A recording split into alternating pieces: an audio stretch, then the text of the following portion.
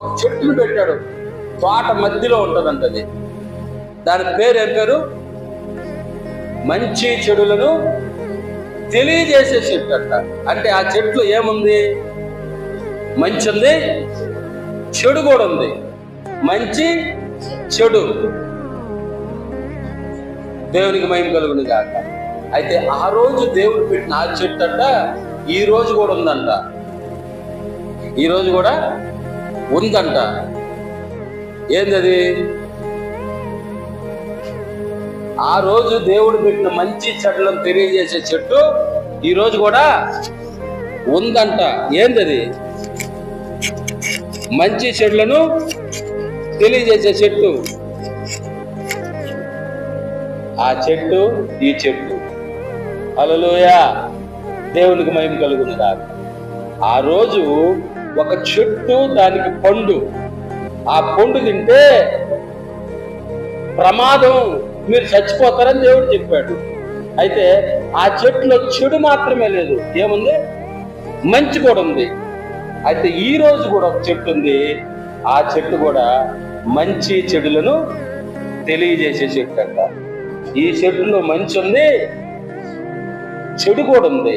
హల్లెలూయా. అంటే దీన్ని దేనికి వాడితే దానికి ఉపయోగపడుతుంది. మంచికి వాడితే మంచికి ఉపయోగపడుతుంది, చెడుకు వాడితే చెడుకు ఉపయోగపడుతుంది. ఈరోజు ప్రపంచంలో మనుషులు అతి సులువుగా పనులు జరగడానికి కారణం ఇదే.